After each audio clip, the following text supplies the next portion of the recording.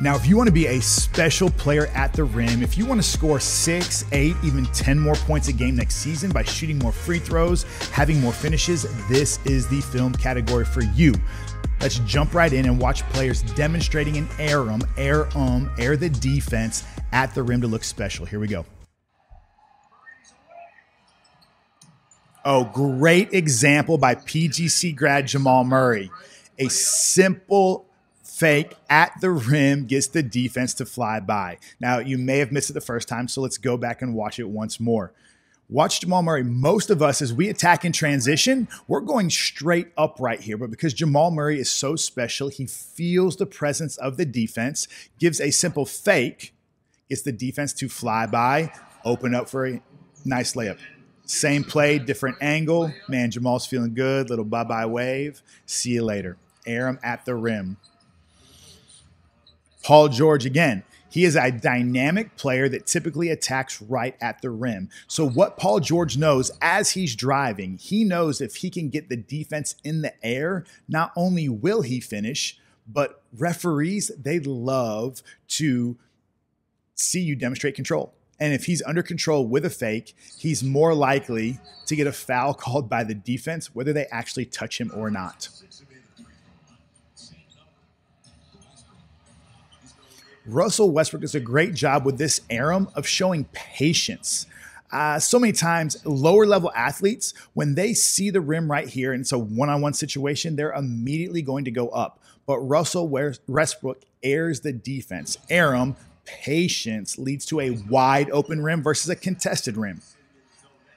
You know, earlier we talked about the benefit of controlled stops, and this is a 2-foot, somewhat controlled stop, but because there's no arum, the longer, more athletic defender can still rotate and get a block at the rim. 18 points a game this season for Colorado. Great example by Kelsey Plum right here of avoiding one defender and creating some more time and space. She airs one defender by simply getting her eyes to the rim right when she's at the basket. Defender flies by, opens up the rim for a better shot. And Kelsey Plum shows why basketball is a game of habits. Another arum, another finish. Now, I know I've been saying it all week, but I'm going to say it again. Defenders are dumb. Defenders are dumb. Watch Tyler Johnson right here. As he gets one arum, Dennis Schroeder gets in the air. I would love Tyler Johnson to shoot that highly contested 3 from the corner, but he does a great job of a peek and fake, which airs the defense, and all of a sudden that opens an attack to the rim. Second arum, second defender moves. Third arum, look at the patience. Great patience by Tyler Johnson. 3 arums on the same play. That's why he finishes with an open rim. Same thing with Jimmy Butler right here. When we want to air the defense, we want to open up clean looks at the rim, we must demonstrate patience. He fakes and is patient. He doesn't fake and immediately jump up, spazzing out of control. But Jimmy Butler takes his time, arum, fakes, then finishes at an open rim. Here's the opposite, right? Sean May is just attacking the rim out of control, off balance, easy to time by the defense to block. Let's watch that one more time, right? This probably looks like most of us in our games right now. Wide open rim. We think it's going to be an easy finish, but it's not because we don't take the time to air the defense. Now let's watch the flip side of that. Bogdanovich does a great job right here of airing the defense. Thon Maker is a big, long, athletic defender. Now, it doesn't really matter if you're 6'10 or 4'10. Defenders love blocking shots. So if we could get a defender in the air at the rim, whether they jump over us or not, it's going to lead to an easier finish, a simple finish at the rim.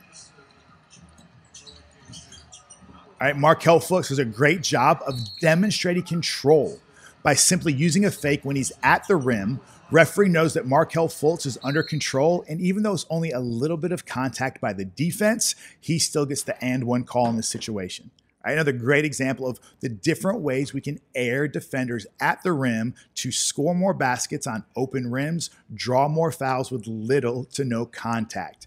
Athletes, referees reward control, and again will reward the player that most shows off control. We're going to watch some clips, the difference between when you go off 1 foot and you go off 2 feet with control and slapping down, and how referees are going to reward control more often than not. Here's RJ Barrett.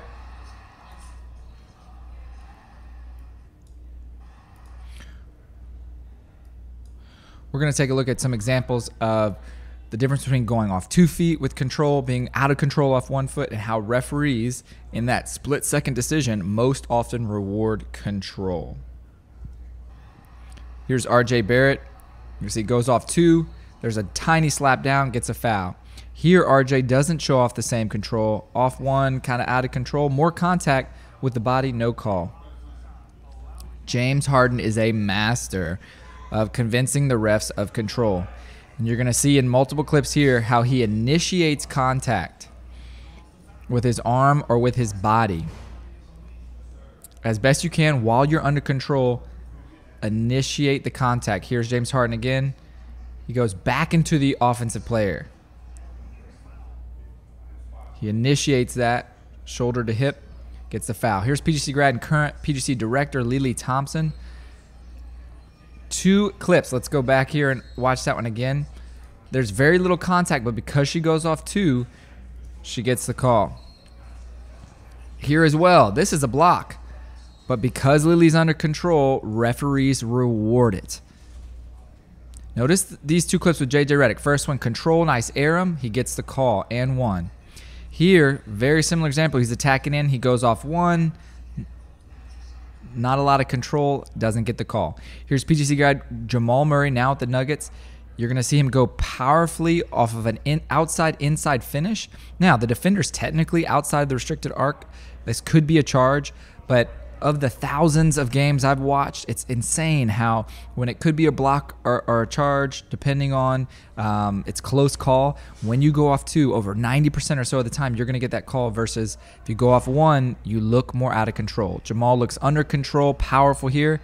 He gets the and 1. Same example. Lillard looks out of control. He's sliding. James Harden is sliding under him, but Lillard, let's go back and watch it one more time. Lillard looks out of control. Just take a look from this perspective. Lillard's flying in there off 1 foot. He looks out of control. Even though James Harden is not set, he is sliding underneath him. Referees are going to make that call of who looks most under control. Also, one thing I would add to my notes is referees are going to anticipate contact when you go powerfully off 2. This is a clean block by Tim Duncan, but referees anticipate that contact, right? Even though there's very little contact here, right? It's a great block. Because Kyrie goes powerfully off 2, right? Referees reward him. So, athletes show off control. You're going to get to the free throw line more frequently.